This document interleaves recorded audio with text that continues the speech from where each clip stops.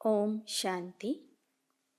ಮುರಳಿಯ ದಿನಾಂಕ 20-11-2021. मीठे बच्चे, सबको एक बाप का ही परिचय दो. एक बाप से लेन देन रखो. बाप को ही अपना सच्चा पोता मेल दो. ಬಾಬಾ ತಿಳಿಸ್ತಾ ಇದ್ದಾರೆ, ಮಕ್ಕಳೇ, ಸರ್ವರಿಗೂ ಒಬ್ಬ ತಂದೆಯ ಪರಿಚಯವನ್ನೇ ಕೊಡಬೇಕು.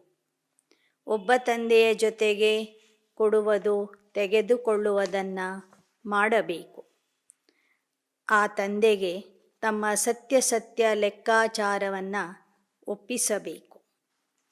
ಪ್ರಶ್ನೆ: बच्चों से अब तक भी अनेक प्रकार की भूलें होती रहती, इसका कारण क्या है? ಪ್ರಶ್ನೆ ಆಗಿದೆ, ಮಕ್ಕಳಿಂದ ಇಲ್ಲಿ ತನಕನೂ ಸಹ ಅನೇಕ ಪ್ರಕಾರದ ತಪ್ಪುಗಳು ನಡೀತಾ ಇವೆ. ಅದರ ಕಾರಣ ಏನಾಗಿದೆ? उत्तर: मुख्य कारण है योग में बहुत कच्चे बाप की याद में रहते तो कभी कोई बुरा काम हो नहीं सकता. नाम रूप में फंसेंगे तो योग लग नहीं सकता. तुम पतित से पावन बनने की धुन में रहो. निरंतर शिव बाबा की याद में रहो. तुम्हारा आपस में जिस्मानी प्यार नहीं होना चाहिए. ಉತ್ತರದಲ್ಲಿ ಬಾಬಾ ತಿಳಿಸ್ತಾ ಇದ್ದಾರೆ, ಮಕ್ಕಳಿಂದ ಅನೇಕ ತಪ್ಪುಗಳು ಆಗಲಿಕ್ಕೆ ಕಾರಣ ಅಂದರೆ ಮಕ್ಕಳು ಯೋಗದಲ್ಲಿ ಬಹಳ ಕಚ್ಚಾ ಇದ್ದಾರೆ. ಬಾಬೋರ್ನ ಸರಿಯಾಗಿ ನೆನಪು ಮಾಡಿದರೆ ಮಕ್ಕಳಿಂದ ಯಾವುದೇ ರೀತಿಯ ಕೆಟ್ಟ ಕೆಲಸ ಆಗ್ತಿರಲಿಲ್ಲ. ಆದರೆ ಮಕ್ಕಳು ದೇಹಧಾರಿಗಳ ನಾಮರೂಪಕ್ಕೆ ಸಿಲುಕ್ತಾ ಇದ್ದಾರೆ, ಆಕರ್ಷಣೆ ಆಗ್ತಿದ್ದಾರೆ. ಆ ಕಾರಣದಿಂದ ಯೋಗ ಹಿಡಿಸ್ತಾ ಇಲ್ಲ. ನೀವು ಸದಾ ಪತಿತರಿಂದ ಪಾವನ ಆಗುವ ಧ್ಯಾಸದಲ್ಲಿನೇ ಇರಬೇಕು. ನಿರಂತರ ಆ ತಂದೆಯ ನೆನಪಿನಲ್ಲಿನೇ ಇರಬೇಕು. ನಿಮಗೆ ಪರಸ್ಪರ ದೇಹಧಾರಿಗಳ ಜೊತೆಗೆ ಪ್ರೀತಿ ಇರಬಾರದು. ಗೀತ್ ಜಲೆ ನ ಕ್ಯೋ ಪರವಾನ. ನಾವೆಲ್ಲ ಆತ್ಮ ಪತಂಗಗಳು ಆ ಮಹಾಜ್ಯೋತಿ ಪರಂಜ್ಯೋತಿಯಾಗಿರುವಂತಹ ಪರಮಾತ್ಮನ ಮೇಲೆ ಸ್ವಾಹ ಆಗ್ತಿದ್ದೇವೆ. ಸ್ವಾಹ ಆಗುವಾಗ ನಾವು ಸುಟ್ಟೋದ್ರೂ ಪರವಾಗಿಲ್ಲ, ಆ ಭಗವಂತನಿಗೆ ಸಂಪೂರ್ಣ ಅರ್ಪಣೆ ಆಗುವುದಕ್ಕಾಗಿಯೇ ಬಂದಿದ್ದೆ. ಹೇಗೆ ದೀಪದ ಹತ್ತಿರ ಅನೇಕ ಹುಳಗಳು ಆಕರ್ಷಣೆಯಾಗಿ ಬರ್ತವೆ, ಅದರ ಮೇಲೇ ಬಿದ್ದು ಸುಟ್ಟು ಹೋಗ್ತವೆ. ಹಾಗೆಯೇ ನಾವು ಮಕ್ಕಳು ಸಹ ಕ್ಷಣದಲ್ಲಿ ನಿಶ್ಚಯ ಬುದ್ಧಿಯಾಗಿ ಪರಮಾತ್ಮನ ಮೇಲೆ ಸಂಪೂರ್ಣ ಸ್ವಾಹ ಆಗಬೇಕು, ಸಂಪೂರ್ಣ ಬಲಿಯಾಗಬೇಕು. ಓಂ ಶಾಂತಿ. ಯ ಭಕ್ತಿ ಮಾರ್ಗಕ್ಕೆ ಗೀತ ಗಾಯೇ ಹುಯೇ. ನೋಡಿ, ಪತಂಗಗಳಲ್ಲಿನೂ 3 ಪ್ರಕಾರದ ಪತಂಗಗಳಿರ್ತವೆ. ಕೆಲವು ಯಾವುದೇ ರೀತಿಯ ಚಿಂತೆ ಮಾಡದೆ ಕ್ಷಣದಲ್ಲಿ ಸ್ವಾಹ ಆಗ್ತವೆ. ಕೆಲವು ಸುತ್ತಾಕಿ ಹಾಕಿ ನಂತರ ಸ್ವಾಹ ಆಗ್ತವೆ. ಕೆಲವು ಪತಂಗಗಳು ಸುತ್ತಾಕಿ ಹಾಕಿ ಆ ದೀಪದಿಂದ ದೂರ ಹೋಗಿಬಿಡ್ತವೆ. ಹಾಗೆ ಬಾಬೋರ್ ಮಕ್ಕಳಲ್ಲೂ ಸಹ 3 ಪ್ರಕಾರದ ಮಕ್ಕಳಿದ್ದಾರೆ. ಕೆಲವರು ಬಂದು ಕೂಡಲೇ ತಂದೆಗೆ ಬಲಿ ಆಗ್ತಾರೆ. ಕೆಲವರು ಯೋಚನೆ ಮಾಡಿ ನಂತರ ಬಲಿ ಆಗ್ತಾರೆ. ಇನ್ನು ಕೆಲವರು ಯೋಚನೆ ಮಾಡಿ ತಂದೆಯ ಕೈ ಬಿಟ್ಟು ಹೋಗಿಬಿಡ್ತಾರೆ. ವಾಸ್ತವಿಕವಾಗಿ ಈ ಗೀತೆ ಇರುವುದು ಭಕ್ತಿ ಮಾರ್ಗದ್ದು. ಆದರೆ ಇದರ ಅರ್ಥ ಮಕ್ಕಳಿಗೆ ಯಥಾರ್ಥವಾಗಿ ಅನ್ವಯಿಸ್ತದೆ. ಅದಕ್ಕಾಗಿ ಬಾಬಾ ಇಂಥ ಹಾಡುಗಳನ್ನು ಹಾಕಿ ಅದರ ಅರ್ಥವನ್ನು ತಿಳಿಸುತ್ತಾ ಮುರಳಿಯ ಪ್ರಾರಂಭ ಮಾಡ್ತಿದ್ರು. ಆದರೆ ಬಾಬಾ ಹೇಳ್ತಾ ಇದ್ದಾರೆ, ಮುಂದೆ ಯಹ ಸಬ್ ಬಂದ್ ಹೋ ಜಾಯೆಂಗೆ, ಇನ್ಕಿ ದರ್ಕಾರ್ ನಹಿ. ಮುಂದೆ ಭಕ್ತಿ ಮಾರ್ಗದ ಈ ಹಾಡುಗಳು ನಮಗೆ ಬೇಕಿಲ್ಲ, ಇವೆಲ್ಲ ನಿಂತೋಗ್ತವೆ, ಇದರ ಅವಶ್ಯಕತೆಯೇ ನಮಗೆ ಇರೋದಿಲ್ಲ. गायन है 1 सेकंड में बाप से वर्षा मिलता, तुम जानते हो बेहद के बाबा से जीवन मुक्ति का वर्षा मिलता है. जीवन मुक्ति अर्थात इस दुख धाम से मुक्त, भ्रष्टाचारपन से मुक्त, फिर क्या बनेंगे? उसके लिए एम ऑब्जेक्ट तो बहुत अच्छी समझाने की है. ಗಾಯನ ಇದೆ, ಕ್ಷಣದಲ್ಲಿ ಜೀವನ ಮುಕ್ತಿ ಅಂತ. ಆ ಕ್ಷಣದಲ್ಲಿ ಜೀವನ ಮುಕ್ತಿ ಕೊಡುವಂಥವನು ಪರಮಾತ್ಮ ಆಗಿದೆ. ಜೀವನ ಮುಕ್ತಿ ಅಂದರೆ ದುಃಖಧಾಮದಿಂದ ಮುಕ್ತ ಆಗುವುದು, ಭ್ರಷ್ಟಾಚಾರದಿಂದ ಮುಕ್ತ ಆಗುವುದು, ವಿಕಾರಗಳ ಬಂಧನದಿಂದ ಮುಕ್ತ ಆಗುವುದು ಅಂತ ಅರ್ಥ. ಮುಕ್ತ ಆದ ನಂತರ ನಾವೇನಾಗೋರಿದ್ದೇವೆ? ಭವಿಷ್ಯದ ದೇವತೆಗಳಾಗೋರಿದ್ದೇವೆ. ಈ ವಿಚಾರಗಳನ್ನು ಬಾಬಾ ನಮಗೆ ತಿಳಿಸಿಕೊಡ್ತಾರೆ. ನಿಮ್ಮ ಗುರಿ ಉದ್ದೇಶ ಏನು ಅಂತನೂ ತಿಳಿಸಿಕೊಡ್ತಾರೆ. ಬಾಬಾನೇ ರಾತ್ರಿ ಕೋ ಸಮझाया, कोई भी आते हैं तो पहले परिचय दो ऊंच भगवान का, पूछते हैं यहाँ का उद्देश्य क्या है, तो पहले परिचय देना है बेहद के बाप का. अब वह कहते मुझे याद करो तो तुम पावन बनेंगे. गाते भी है पतित पावन आओ, तो बाप को जरूर कोई अथॉरिटी होगी ना, कोई तो पार्ट मिला हुआ होगा. ಬಾಬಾ ಹೇಳ್ತಾರೆ, ನಿಮ್ಮ ಉದ್ದೇಶ ಏನು ಅಂತ ಜನ ಕೇಳಿದಾಗ ಮೊದಲು ಅವರಿಗೆ ತಂದೆಯ ಪರಿಚಯ ಕೊಡಿ. ತಂದೆಯ ನೆನಪಿನಿಂದ ನೀವು ಪಾವನ ಆಗುವಿರಿ ಅಂತನೂ ತಿಳಿಸಿಕೊಡಿ. ಆ ತಂದೆಯೇ ಪತಿತ ಪಾವನ ಆಗಿದ್ದಾನೆ. ಎಲ್ಲರೂ ಅವನನ್ನೇ ಕರೆದಿದ್ದಾರೆ. ಅವನ ಪಾತ್ರನೇ ಭಿನ್ನವಾಗಿದೆ.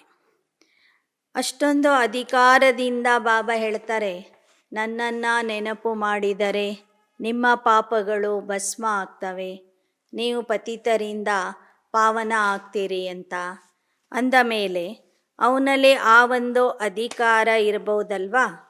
ಎಲ್ಲರನ್ನ ಮುಕ್ತ ಮಾಡುವಂಥ ಶಕ್ತಿ, ಎಲ್ಲರನ್ನ ಪಾವನ ಮಾಡುವಂಥ ಶಕ್ತಿ ಅವನಲ್ಲಿ ಇರುವ ಕಾರಣದಿಂದನೇ ಆ ಅಥಾರಿಟಿಯಿಂದ ತಂದೆ ಈ ಜ್ಞಾನವನ್ನು ತಿಳಿಸ್ತಾರೆ. ಅವನ ಪಾತ್ರನೇ ವಿಚಿತ್ರ ಆಗಿದೆ. ವಹ ಊಂಚೇತೆ ಊಂಚಾ ಬಾಪ್ ಹೈ, वह भारत में ही आते हैं, भारत को ही आकर ऊंच बनाते हैं, वैकुंठ की सौगात ले आते. मनुष्य सृष्टि में ऊंचते ऊंचे देवताएं, सूर्यवंशी घराना जो सतयुग में राज्य करते थे, सत्ययुग स्थापन करने वाला ऊंचेते ऊंचा भगवान है. उनको कहते हैं हेवन स्थापन करने वाला ಹೆವನ್ಲಿ ಗಾಡ್ ಫಾದರ್. ನಂತರ ತಂದೆಯ ಬಗ್ಗೆನೇ ತಿಳಿಸಿರಿ. ಪರಮಾತ್ಮ ಉನ್ನತಾತಿ ಉನ್ನತ ಇದ್ದಾನೆ. ಭಾರತ ದೇಶವನ್ನು ಉನ್ನತ ದೇಶವನ್ನಾಗಿ ಮಾಡ್ತಾನೆ. ಭಾರತದಲ್ಲಿ ವೈಕುಂಠ ಅಥವಾ ಸ್ವರ್ಗದ ಸ್ಥಾಪನೆ ಮಾಡ್ತಾನೆ. ಆದ್ದರಿಂದ ಸ್ವರ್ಗದ ಸ್ಥಾಪಕ ಹೆವನ್ಲಿ ಗಾಡ್ ಫಾದರ್ ಅಂತ ಹೇಳಲಾಗ್ತದೆ. वह बाप है, उनके लिए कभी ऐसे नहीं कह सकते कि बाप सर्वव्यापी है. ಸ್ವರ್ಗದ ಸ್ಥಾಪನೆ ಮಾಡುವಂಥ ತಂದೆ ಸರ್ವವ್ಯಾಪಿ ಆಗಿಲ್ಲ. ಯಾರೇ ಆಗಲಿ ತಮ್ಮ ತಂದೆಗೆ ಸರ್ವವ್ಯಾಪಿ ಅಂತ ಹೇಳೋದಿಲ್ಲ. ಸರ್ವವ್ಯಾಪಿ कहने से बाप का वर्षा गुम हो जाता है. कितनी मीठी बातें हैं, बाप माना वर्षा. जरूर अपने बच्चों को ही वर्षा देंगे. ಸಭಿ ಬಚ್ಚೋಂ ಕಾ ಬಾಪ್ ಏಕ ಹೈ. ಸರ್ವವ್ಯಾಪಿ ಅಂತ ಹೇಳಿಬಿಟ್ರೆ ಆಸ್ತಿಯ ವಿಚಾರಣೆ ಅಲ್ಲಿ ಹೋಗಿಬಿಡ್ತದೆ. ತಂದೆ ಅಂದ್ರೇ ಆಸ್ತಿ. ಅವನು ಸರ್ವರಿಗೂ ತಂದೆ, ಸರ್ವರಿಗೂ ಸುಖ ಶಾಂತಿಯ ಆಸ್ತಿ ಕೊಡ್ತಾನೆ. ರಾಜಯೋಗ ಸಿಖಲಾತೈ, ಬಾಕಿ ತೋ ಸಭಿ ಆತ್ಮಾಯಿ ಹಿಸಾಬ್ ಕಿತಾಬ್ ಚುಕ್ತೂ ಕರ್ ವಾಪಿಸ್ ಚಲಿ ಜಾएगी. अभी पुरानी दुनिया ख़त्म होने वाली है, उसके लिए यह महाभारत लड़ाई. ಪರಮಾತ್ಮ ಎಲ್ಲರಿಗೂ ಆಸ್ತಿ ಕೊಡ್ತಾನೆ. ಕೆಲವರಿಗೆ ಮುಕ್ತಿಯ ಆಸ್ತಿ, ಕೆಲವರಿಗೆ ಜೀವನ್ಮುಕ್ತಿಯ ಆಸ್ತಿ. ನಾವೆಲ್ಲರೂ ಜೀವನ ಮುಕ್ತಿಗೆ ಹೋದಾಗ ಉಳಿದ ಆತ್ಮರು ಪರಮಧಾಮದಲ್ಲಿ ಇರ್ತಾರೆ. ಕೊನೆಗೆ ಈ ಹಳೆ ಪ್ರಪಂಚನೇ ನಾಶವಾಗಲಿದೆ. ಅನೇಕ ಧರ್ಮಗಳ ವಿನಾಶ, ಏಕಧರ್ಮದ ಸ್ಥಾಪನೆ ಆಗಲಿದೆ. बुद्धि भी कहती कि कलयुग के बाद सतयुग आना जरूर है. देवताओं की हिस्ट्री रिपीट होगी. गाया हुआ है ब्रह्मा द्वारा स्थापना, ऊंचते ऊंच पद ಪ್ರಾಪ್ತ ಕರಾತೆ. ಬುದ್ಧಿಗೂ ಅರ್ಥ ಆಗ್ತಿದೆ ಕಲಿಯುಗ ಹೋದ ನಂತರ ಸತ್ಯಯುಗ ಬರಬೇಕು ಅಂತ. ದೇವತೆಗಳ ಇತಿಹಾಸ ಪುನರಾವರ್ತನೆ ಆಗಬೇಕು ಅನ್ನೋದು ಎಲ್ಲರಿಗೂ ಅರ್ಥ ಆಗ್ತದೆ. ಆ ದೇವತಾ ರಾಜ್ಯವನ್ನು ನಿರಾಕಾರ ಪರಮಾತ್ಮ ಬ್ರಹ್ಮಾರವರ ಮೂಲಕ ಸ್ಥಾಪನೆ ಮಾಡ್ತಾರೆ. ಉನ್ನತ ಪದವಿಯನ್ನು ಮಕ್ಕಳಿಗೆ ಕೊಡಿಸ್ತಾರೆ. ಬಾಪ್ ಕಹತೆ ಬಚ್ಚೆ ಯಹ ಅಂತಿಮ ಜನಂ ಪವಿತ್ರ ಬನ್, ಅಬ ಮೃತ್ಯುಲೋಕ್ ಮುರ್ದಾಬಾದ್ ಅಮರಲೋಕ್ ಜಿಂದಾಬಾದ್ ಹೋನ. ಬಾಬಾ ಹೇಳ್ತಾರೆ, ಕೊನೆಯ ಜನ್ಮದ ಕೊನೆಯ ಸಮಯದಲ್ಲಿ ಪವಿತ್ರ ಆಗ್ರಿ. ಈಗ ಈ ಮೃತ್ಯುಲೋಕ ಮುರ್ದಾಬಾದ್ ಆಗಲಿದೆ, ಅಮರಲೋಕ ಜಿಂದಾಬಾದ್ ಆಗಲಿದೆ. ಅಂದರೆ ಮೃತ್ಯುಲೋಕ ಹೋಗಲಿದೆ, ಅಮರಲೋಕ ಬರಲಿದೆ. ತುಮ್ ಸಬ್ ಪಾರ್ವತಿಯ ಅಮರ ಕಥಾ सुन रही हो, बच्चे और बच्चियाँ दोनों अमर बनेंगे ना. इसको अमर कथा कहो, तीसरी की कथा कहो. अक्सर करके माता ये ही कथा सुनती. क्या अमरपुरी में पुरुष नहीं होंगे? दोनों ही होंगे. यह बाप ही समझाते. ತಾವೆಲ್ಲ ಪಾರ್ವತಿಯರು ಅಮರ ಕಥೆಯನ್ನು ಕೇಳ್ತಾ ಇದ್ದೀರಿ. ಮಕ್ಕಳು ಇಲ್ಲಿ ಪುರುಷರು ಮಹಿಳೆಯರು ಎಲ್ಲರೂ ಇದ್ದಾರೆ, ಎಲ್ಲರೂ ಅಮರ ಆಗ್ತಾರೆ. ಈ ಜ್ಞಾನಕ್ಕೆ ಅಮರ ಕಥೆ ಅಂತಲೂ ಹೇಳಬಹುದು, ಮೂರನೇ ನೇತ್ರದ ಕಥೆ ಅಂತಲೂ ಹೇಳಬಹುದು, ಸತ್ಯನಾರಾಯಣ ಕಥೆ ಅಂತಲೂ ಹೇಳಬಹುದು. ಭಕ್ತಿ ಮಾರ್ಗದಲ್ಲಿ ಕಥೆ ಕೇಳುವ ಅಭ್ಯಾಸ ಹೆಚ್ಚಿನ ಪ್ರಮಾಣದಲ್ಲಿ ಮಾತೆಯರಿಗೆ ಇತ್ತು. ಆದರೆ ಇಲ್ಲಿ ಮಾತೆಯರು ಅಣ್ಣಂದಿರು ಎಲ್ಲರೂ ಸಹ ಪರಮಾತ್ಮ ಹೇಳುವ ಕಥೆಯನ್ನು ಕೇಳ್ತಾ ಇದ್ದಾರೆ. ಯಾಕೆ ಅಂದರೆ ಅಮರಪುರಿಗೆ ಎಲ್ಲರೂ ಹೋಗೋರಿದ್ದಾರೆ. ಇದನ್ನು ಬಾಬಾ ಇಲ್ಲಿ ತಿಳಿಸಿಕೊಡ್ತಾ ಇದ್ದಾರೆ. ಭಕ್ತಿ ಮಾರ್ಗಕ್ಕೆ ಶಾಸ್ತ್ರ ಕ್ಯಾ ಕಹತೆ ಹೇ और बाप क्या कहते.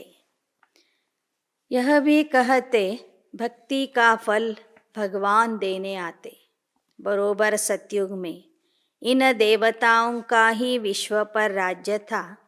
इन्हों को फल किसने दिया?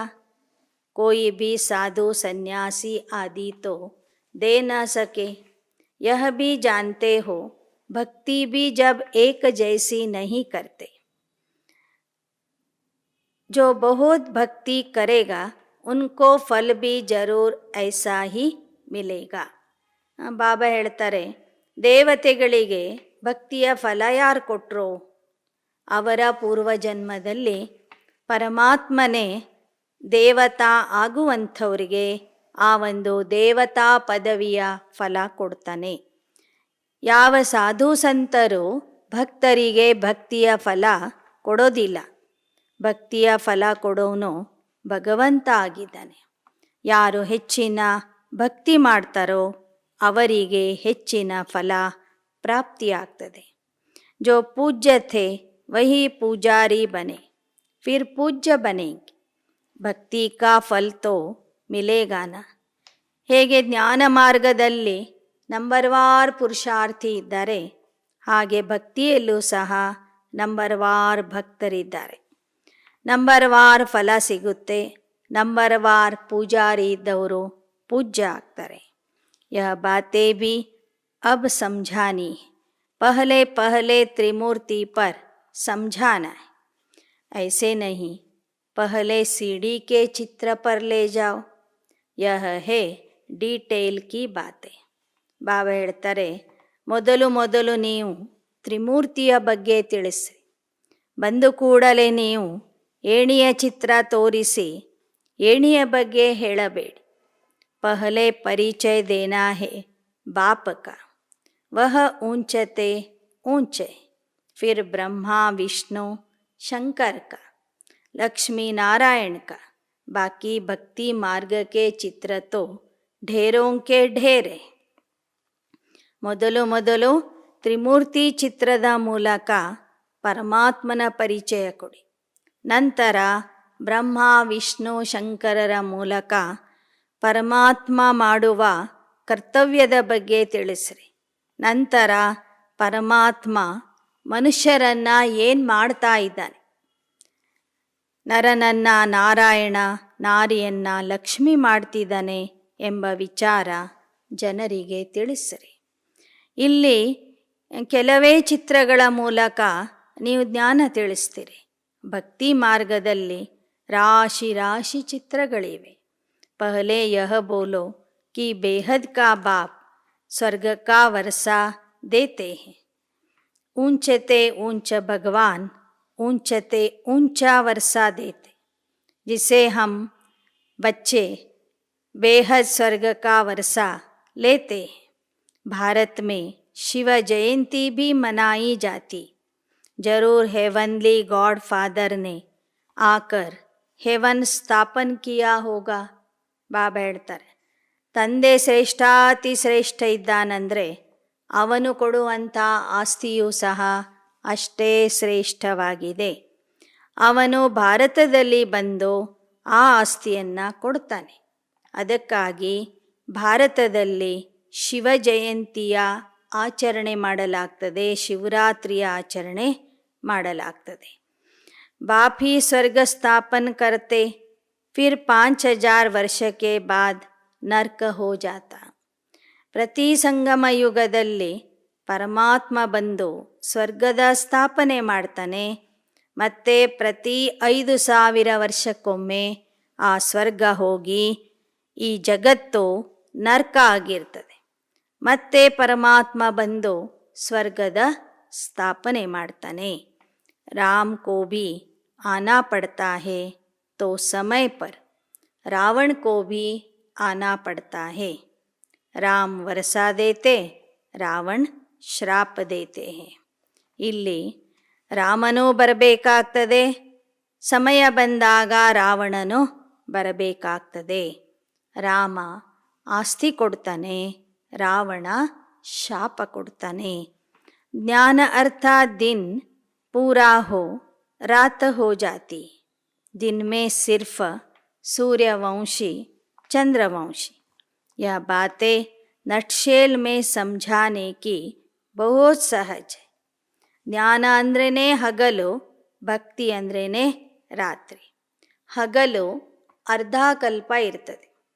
ಆಗ ಸೂರ್ಯವಂಶಿ ಚಂದ್ರವಂಶಿಗಳ ರಾಜ್ಯ ಇರ್ತದೆ. ಪಹಲೆ ಪಹಲೆ ऊंचे ऊंचे बाप का परिचय देकर पक्का कराना चाहिए. मूल बात ही यह है. सतयुग में देवता घराना था, सतो प्रधान थे, फिर सतो रजो तमो में आए. यह चक्र है, एक ही चीज़ कायम नहीं रह सकती. तुम बच्चों की बुद्धि में यही याद रहे कि ऊंचे ते ऊंच बाप को ಯಾದ ಕರ್ನಾ ಹೇ. ಬಾಬಾ ಹೇಳ್ತಾರೆ, ಯಾವುದೇ ವಿಚಾರ ಹೇಳ್ರಿ, ತ್ರಿಮೂರ್ತಿ, ಏಣಿ, ಚಕ್ರದ ಬಗ್ಗೆನೇ ತಿಳಿಸ್ರಿ, ಆದರೆ ಮೊದಲು ತಂದೆಯ ಪರಿಚಯ ಕೊಟ್ಟು ಪರಮಾತ್ಮನ ಪರಿಚಯದ ಬಗ್ಗೆ ಪಕ್ಕಾ ಮಾಡಿಸ್ರಿ. ನಂತರ ಚಕ್ರದ ವಿಚಾರ ಹೇಳ್ರಿ. ಈ ಚಕ್ರದಲ್ಲಿ ಯಾವುದೇ ವಸ್ತು ಕಾಯಂ ಆಗಿ ಒಂದೇ ಥರ ಇರೋದಿಲ್ಲ. ಆದ್ದರಿಂದ ಇದು ಪರಿವರ್ತನೆಯಾಗುವ ಚಕ್ರ ಆಗಿದೆ ಅಂತ ತಿಳಿಸ್ರಿ. ಪರಿವರ್ತನೆಯ ಯುಗ ಬಂದಿದೆ. ಈ ಯುಗದಲ್ಲಿ ನಾವು ಉನ್ನತಾತಿ ಉನ್ನತ ತಂದೆಯನ್ನು ನೆನಪು ಮಾಡಬೇಕು. ಕ್ಯೋಂಕಿ ಇಸ್ ಯಾದ ಮೇ बच्चे बहुत कच्चे, बाबा भी अपना अनुभव बताते तो याद ही घड़ी घड़ी भूल जाती है. ಯಾಕೆ ಬಾಬಾ ನೆನಪಿನ ಬಗ್ಗೆ ಒತ್ತಿ ಹೇಳ್ತಿದ್ದಾರೆ ಅಂದರೆ, ಮಕ್ಕಳು ಇನ್ನೂ ಯೋಗದಲ್ಲಿ ಕಚ್ಚಾ ಇದ್ದಾರೆ.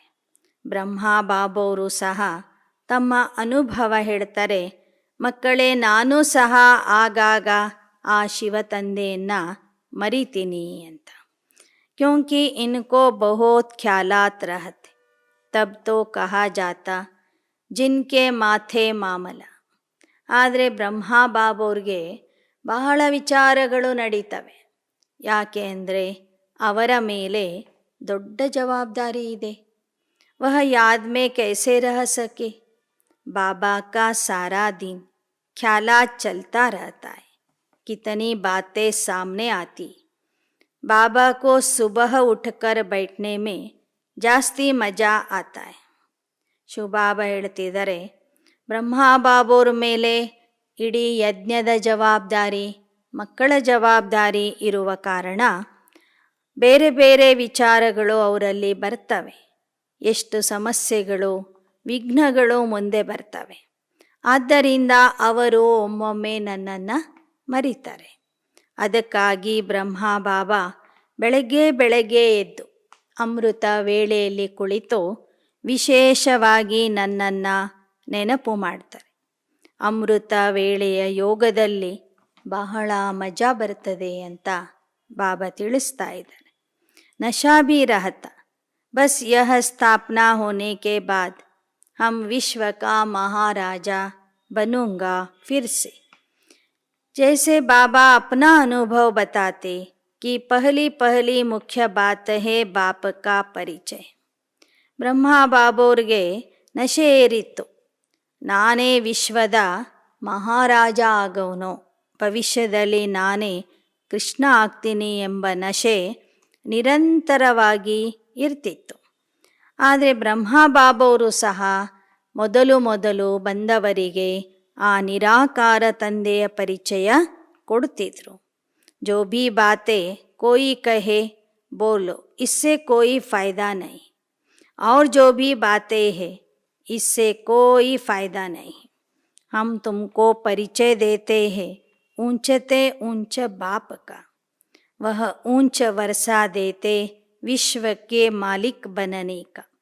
आर्य समाजी लोग देवताओं के चित्रों को नहीं मानते. तुम्हारे पास चित्र देखते हैं तभी बिगड़ते.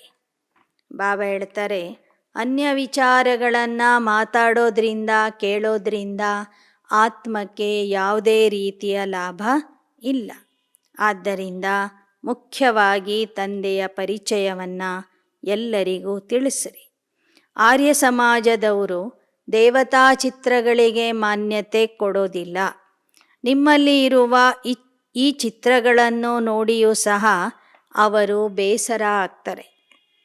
जिसको वर्षा लेना होगा वह ಶಾಂತಿ ಸೇ ಆಕರ್ ಸುನ್ತೇ ರಹೆ.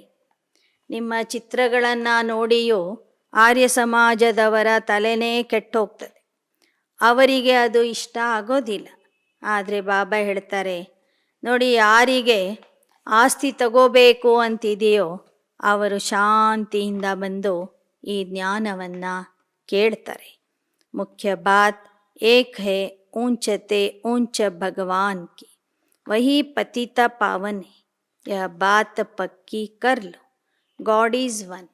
बाप माना वर्षा. भारत में आकर वर्षा देते। ब्रह्मा द्वारा नई दुनिया की स्थापना, शंकर द्वारा विनाश। इस महाभारत लड़ाई से ही स्वर्ग के गेट खुलते, पतित से पावन बनते। बेहद के बाप से ही भारत को वर्षा मिल रहा है, दूसरी कोई बात नहीं। ಪರಮಾತ್ಮ ತಂದೆಯಿಂದ ಎಲ್ಲರಿಗೂ ಆಸ್ತಿ ಸಿಗ್ತದೆ, ಅವನೇ ಪತಿತ ಪಾವನ ಅನ್ನುವ ಮಾತನ್ನು ಮೊದಲು ಜನರಿಗೆ ಪಕ್ಕಾ ಮಾಡಿಸಿರಿ. ಪರಮಾತ್ಮ ಒಬ್ಬನೇ, ಅವನೇ ಬಂದು ಹೊಸ ಜಗತ್ತಿನ ಸ್ಥಾಪನೆ ಮಾಡ್ತಾನೆ. ಸ್ಥಾಪನೆಯ ಕಾರ್ಯ ಮುಗಿಲಿಕ್ಕೆ ಬಂದಾಗ ಈ ಪ್ರಪಂಚದಲ್ಲಿ ಮಹಾಭಾರತ ಯುದ್ಧ ಪ್ರಾರಂಭವಾಗ್ತದೆ. ಮಹಾಭಾರತ ಯುದ್ಧದ ಮೂಲಕ ಸ್ವರ್ಗದ ಬಾಗಿಲು ತೆರೆಯಲ್ಪಡ್ತದೆ. बेहद के बाप से ही फिर भारत को वर्षा मिलता है, दूसरी कोई बात नहीं. ಬೇಹದ್ದಿನ ತಂದೆಯಿಂದಲೇ ಇಡೀ ಭಾರತಕ್ಕೆ ಸ್ವರ್ಗದ ಆಸ್ತಿ ಸಿಗ್ತದೆ. ಬೇರೆ ಯಾವ ವಿಚಾರವನ್ನು ಹೆಚ್ಚಿನ ರೀತಿಯಲ್ಲಿ ತಿಳ್ಕೊಳ್ಳುವಂಥ ಅವಶ್ಯಕತೆ ಇಲ್ಲ. ಏಕ್ ಹಿ ಬಾತ್ ಪಕ್ಕಿ ಕರು, ತಂದೆ ಮತ್ತು ಆಸ್ತಿಯ ವಿಚಾರವನ್ನು ಪಕ್ಕಾ ಮಾಡ್ಕೊಳ್ಳಿ. ಮುझे याद करो तो तुम्हारी खाद निकले, यह एक बात जब समझे तब और कुछ समझाना. ಮೊದಲು ಜನರಿಗೆ ಈ ಮಾತು ಅರ್ಥ ಆಗಲಿ. ಪರಮಾತ್ಮನ ನೆನಪಿನಿಂದ ಒಳಗಿರುವ ಕಲ್ಮಶ, ಕಸ, ಪಾಪ ಎಲ್ಲ ಹೋಗಿಬಿಡ್ತದೆ ಅಂತ. ಈ ಮಾತು ಅರ್ಥ ಮಾಡ್ಕೊಂಡ ನಂತರ ಅವರಿಗೆ ಬೇರೆ ಚಿತ್ರಗಳನ್ನು ತೋರಿಸಿ ಬೇರೆ ವಿಚಾರಗಳನ್ನು ತಿಳಿಸಿರಿ. ಯಹ ಜೋ ಇತನೆ ಚಿತ್ರ ಹೇ, ಯಹ ಹೇ ರೇಜ್ಗಾರ್. ಹಮ್ ಕಹತೆ ಜ್ಞಾನ ಅಮೃತ ಪೀಕರ್ ಪವಿತ್ರ ಬನು, ವಹ ಕಹತೆ ವಿಷ ಚಾಹಿಯೆ, ಉಸ್ ಪರ್ ಭಿ ಯಹ ಚಿತ್ರ ಹೇ, ತಬ್ ಕಹತೆ ಅಮೃತ ಛೋಡ್ ವಿಷ ಕಾಹೆ ಕೋ ಖಾಯೆ. यह रूहानी नॉलेज ಸ್ಪಿರಿಚುವಲ್ ಫಾದರ್ ಹಿ ದೇತೆ. ಬಾಬಾ ಹೇಳ್ತಾರೆ, ಈ ಎಲ್ಲ ಚಿತ್ರಗಳಲ್ಲಿ ಇರುವ ಜ್ಞಾನ ಇದು ರಿಟೇಲ್ ಜ್ಞಾನ ಆಗಿದೆ. ಹೋಲ್ಸೇಲ್ ಜ್ಞಾನ ಯಾವುದು ಅಂದರೆ ಜ್ಞಾನ ಅಮೃತ ಕುಡಿದು ಪವಿತ್ರ ಆಗ್ರಿ ಅಂತ ಹೇಳ್ತಾರೆ ಬಾಬಾ. ಆದರೆ ಜನ ಜ್ಞಾನಾಮೃತ ಬಿಟ್ಟು ವಿಷವನ್ನು ಬಯಸ್ತಾ ಇದ್ದಾರೆ. ಆದರೆ ಆತ್ಮಿಕ ತಂದೆ ನಮಗೆ ಜ್ಞಾನಾಮೃತವನ್ನು ಕೊಟ್ಟು ಪತಿತರಿಂದ ಪಾವನ ಮಾಡ್ತಿದ್ದಾರೆ. ವಹ ಫಿರ್ ಸರ್ವವ್ಯಾಪಿ ಕೈಸೆ ಹೋಗ, ತುಮ್ ಬಾಪ ಕೋ ಸರ್ವವ್ಯಾಪಿ ಮಾನತೆ ಹೋ तो भल मानो, अब हम नहीं मानेंगे. आगे हम मानते थे, अब बाप ने बताया यह भूल है. बाप से वर्षा मिलता है. ನೀವು ಜನರಿಗೆ ತಿಳಿಸ್ರಿ, ನೋಡಿ ಪರಮಾತ್ಮ ಸರ್ವವ್ಯಾಪಿ ಆಗಿಲ್ಲ. ಅವನಿಗೆ ಸರ್ವವ್ಯಾಪಿ ಅಂತಲೇ ಹೇಳೋದಾದರೆ ನೀವು ಹೇಳ್ಕೊಳ್ಳಿ, ನೀವು ಆ ಥರನೇ ತಿಳ್ಕೊಳ್ಳ್ರಿ. ಆದರೆ ನಾವು ಮಾತ್ರ ಈಗ ಆ ಥರ ತಿಳ್ಕೊಳ್ಳೋದಿಲ್ಲ. ಮೊದಲು ನಾವು ಸಹ ಪರಮಾತ್ಮನಿಗೆ ಸರ್ವವ್ಯಾಪಿ ಅಂತಲೇ ತಿಳ್ಕೊಂಡಿದ್ವಿ, ಆ ಥರನೇ ಹೇಳ್ತಿದ್ವಿ. ಆದರೆ ಈಗ ನಾವು ಆ ಥರ ಹೇಳೋದಿಲ್ಲ. ಅವನು ಒಬ್ಬನೇ ಇದ್ದಾನೆ, ಊಂಚತೆ ಊಂಚ ಹೇ, ಕ್ರಿಯೇಟರ್ ಹೇ, ಉನ್ಸೆ ವರ್ಷಾ ಮಿಲ್ತಾ ಹೇ. ಅವನೊಬ್ಬನೇ ಇದ್ದಾನೆ, ಅವನೇ ರಚಯಿತ, ಅವನಿಂದಲೇ ಆಸ್ತಿ ದೊರೀತದೆ. ಅಬ್ ಕಲಿಯುಗ ಮೇ ಹೇ ढेर मनुष्य, सतयुग में बहुत थोड़े मनुष्य. उस समय बाकी सब शांति धाम में है. तो जरूर अब लड़ाई लगेगी, तब तो मुक्ति में जाएंगे. ಬಾಬಾ ಹೇಳ್ತಾರೆ, ಕಲಿಯುಗದಲ್ಲಿ ರಾಶಿ ರಾಶಿ ಜನ ಇದ್ದಾರೆ, ಸತ್ಯುಗದಲ್ಲಿ ಇಷ್ಟೊಂದು ಜನ ಇರೋದಿಲ್ಲ. ಆಗ ಉಳಿದವರು ಶಾಂತಿಧಾಮದಲ್ಲಿ ಅಂದರೆ ಮುಕ್ತಿಯಲ್ಲಿ ಇರ್ತಾರೆ. यह सब बातें बच्चों की बुद्धि में रहनी चाहिए. बच्चों को सर्विस जरूर करनी, सर्विस से ही ऊंच पद पाएं. ऐसे नहीं आपस में नहीं बनी तो शिव बाबा को भूल जाना, या शिव बाबा की सर्विस करना, कर देना, न करना, फिर तो यह पद ಭ್ರಷ್ಟ हो जाएगा. ನಿಮ್ಮಲ್ಲೇ ವೈಮನಸ್ಯ ಬಂದಾಗ ನೀವು ಸೇವೆ ಮಾಡೋದನ್ನು ಬಿಡಬಾರದು. ಶಿವಬಾಬೋರ್ನ ಮರಿಬಾರದು.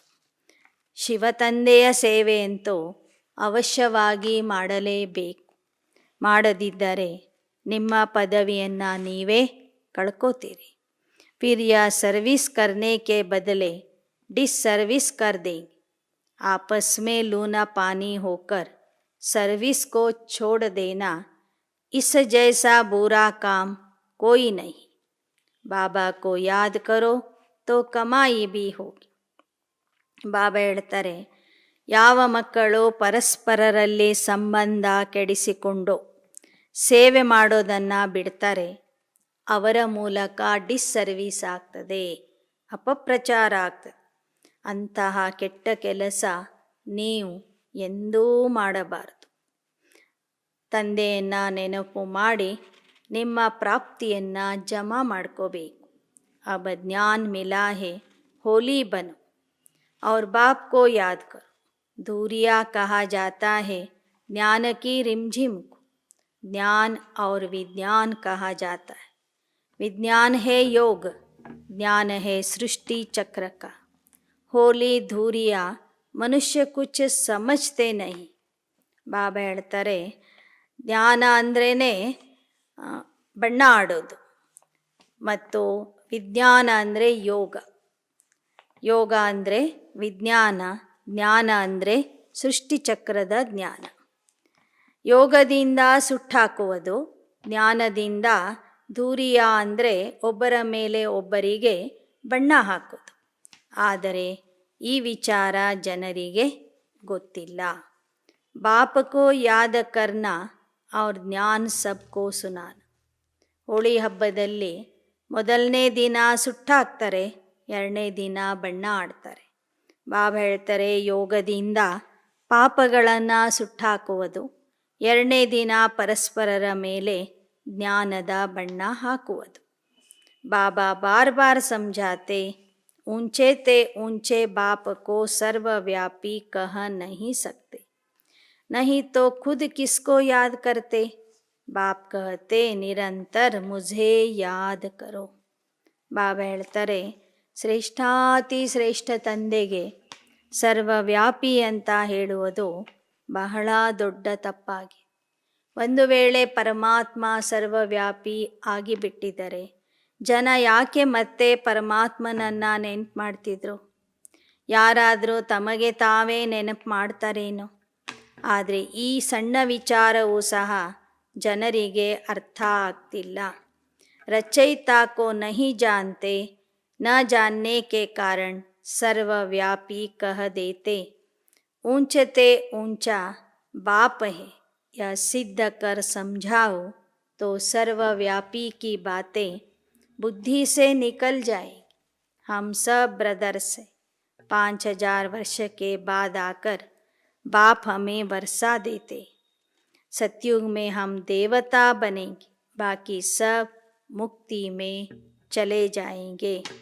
सबको बाप का परिचय देते रहो. क्राइस्ट की प्रेयर करते हैं, बोलो क्राइस्ट तो सबका फादर नहीं है ना. ಒಂದು ಸರ್ವವ್ಯಾಪಿಯ ವಿಚಾರ ಹೇಳ್ರಿ, ನಂತರ ಜನರಿಗೆ ಹೇಳ್ರಿ. ನೋಡಿ, ಕ್ರಿಶ್ಚನರು ಕ್ರಿಸ್ತನ ನೆನ್ಪು ಮಾಡ್ತಾರೆ, ಆದರೆ ಕ್ರಿಸ್ತ ಸರ್ವರಿಗೂ ತಂದೆ ಅಲ್ಲ. ಸರ್ವರಿಗೂ ತಂದೆ ಆದವನು ನಿರಾಕಾರ ಪರಮಾತ್ಮ ಒಬ್ಬನೇ ಅಂತನೂ ತಿಳಿಸ್ರಿ. ಸಬ್ಕಾ ಫಾದರ್ ನಿರಾಕಾರ है, जिसको ही आत्मा ओ गॉड फादर कहकर पुकारती. क्राइस्ट उनका सन गाया हुआ है. सन से वर्षा कैसे मिलेगा? ಕ್ರೈಸ್ತ ಧರ್ಮದವರಿಗೆ ತಿಳಿಸ್ರಿ, ಕ್ರಿಸ್ತ ತನಗೆ ಪರಮಾತ್ಮನ ಮಗ ಅಂತ ಹೇಳ್ಕೊಂಡಿದ್ದಾನೆ ಅಂದಮೇಲೆ ಮಗನಿಂದ ಆಸ್ತಿ ಸಿಗೋದಿಲ್ಲ, ತಂದೆಯಿಂದ ಆಸ್ತಿ ಸಿಗ್ತದೆ.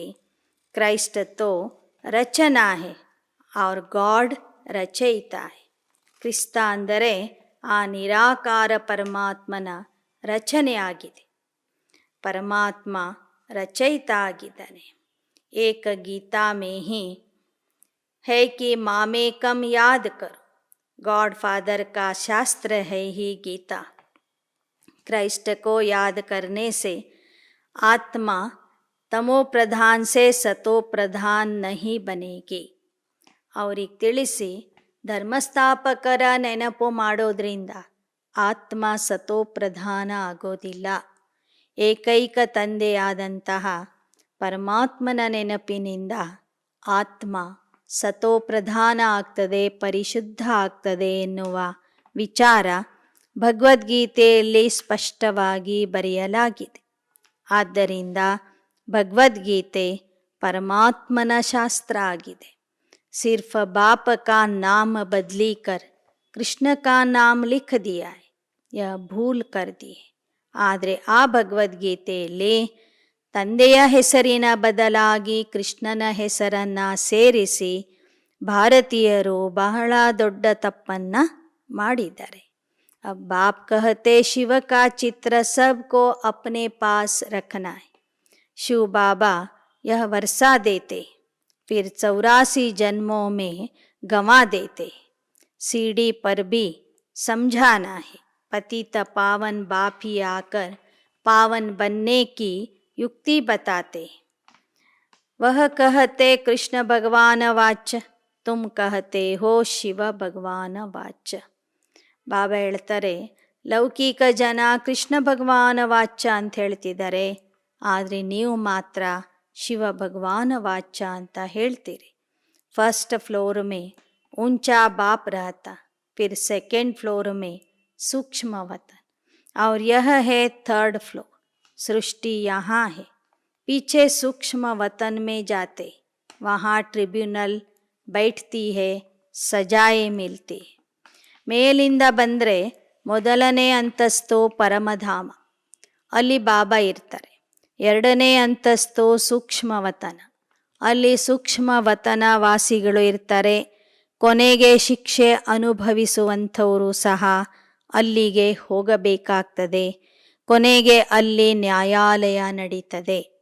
ಶಿವಬಾಬಾ ಧರ್ಮರಾಜನ ರೂಪದಲ್ಲಿ ಮತ್ತು ಅಷ್ಟರತ್ನಗಳು ಅವರ ಜೊತೆಗೆ ಕುಳಿತು ಎಲ್ಲ ಆತ್ಮರ ಲೆಕ್ಕಾಚಾರವನ್ನು ನೋಡ್ತಾರೆ. फिर सजाए खाकर पवित्र बन चले जाते हैं ऊपर.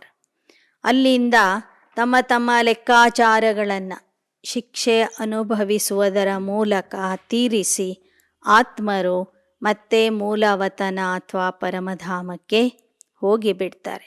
ಇನ್ನು ಮೂರನೇ ಅಂತಸ್ತು ಅಂದರೆ ಈ ಸಾಕಾರ ಲೋಕ.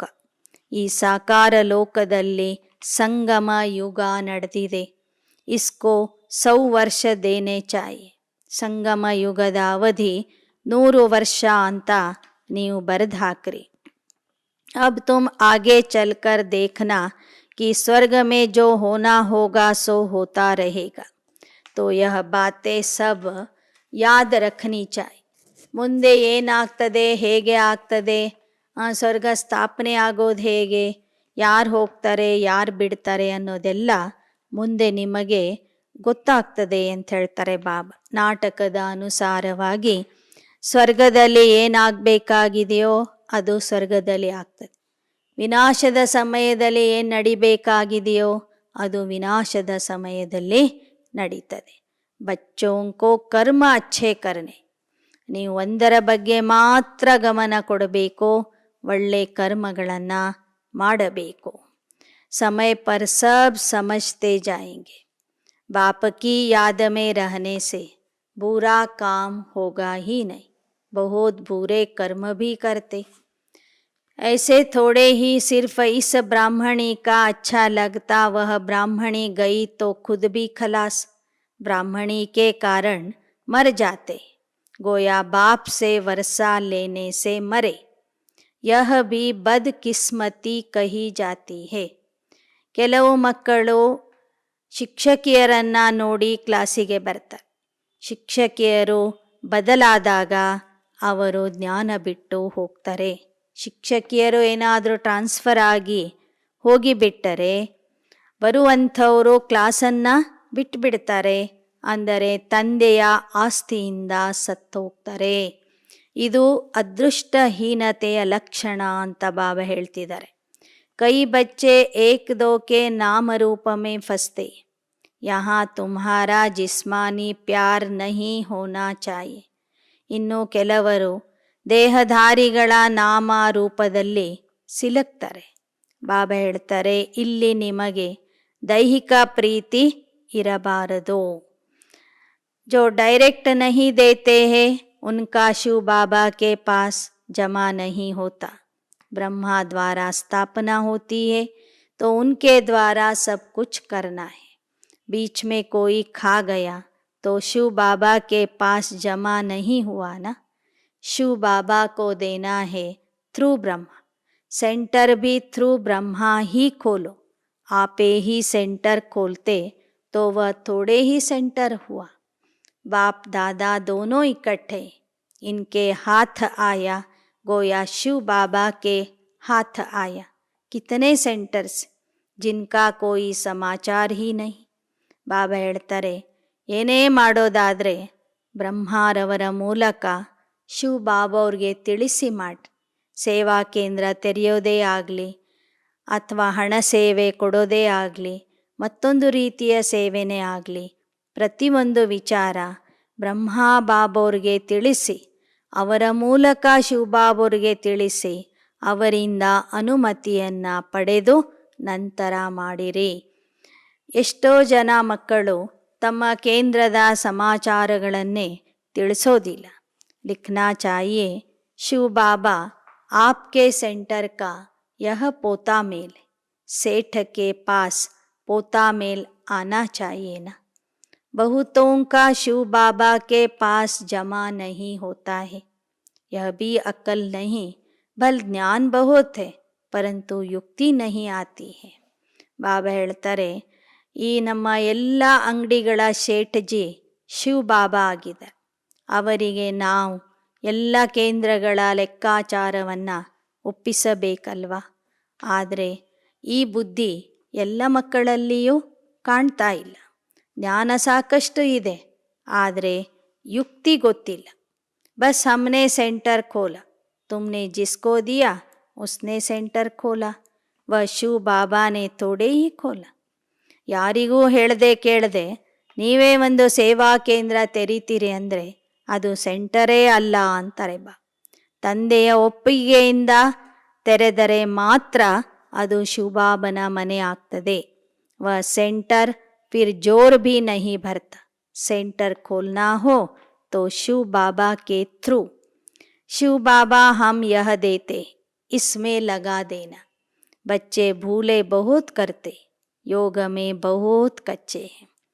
ಸೆಂಟರ್ ತೆರೆಯುವಂಥವರು ಬಾಬನಿಗೆ ತಿಳಿಸಿ, ಏನು ಕೊಡೋದಿದೆಯೋ ಅದು ಬಾಬನಿಗೆ ಕೊಟ್ಟು, ಬಾಬಾ ಇದನ್ನು ನಿನ್ನ ಮನೆ ಕಟ್ಟಿಸೋದಕ್ಕಾಗಿ ಉಪಯೋಗ ಮಾಡಿಕೊಳ್ಳಿ ಅಂತ ತಿಳಿಸಬೇಕು.